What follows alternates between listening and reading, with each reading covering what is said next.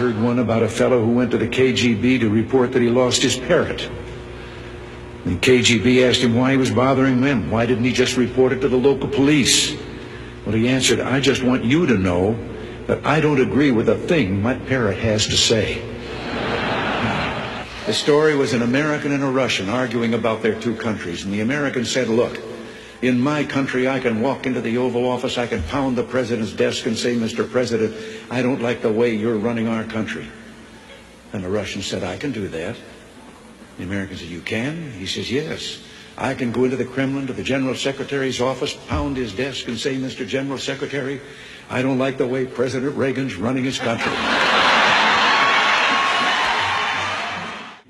Man walking along the street at night, Moscow, Soviet soldier called to him to halt. He started to run. The soldier shot him. And another man said, why did you do that? Well, he said, curfew. Well, he said, it isn't curfew yet. He said, I know. He's a friend of mine. I know where he lives. He couldn't have made it. I didn't tell this one to Gorbachev. You know, there's a 10-year delay in the Soviet Union of delivery of an automobile. And you go through quite a process when you're ready to buy, and then you put up the money in advance.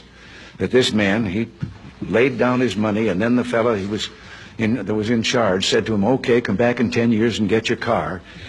And he said, morning or afternoon? And the fellow behind the counter said, well, 10 years from now, what difference does it make? And he said, well, the plumber's coming in the morning.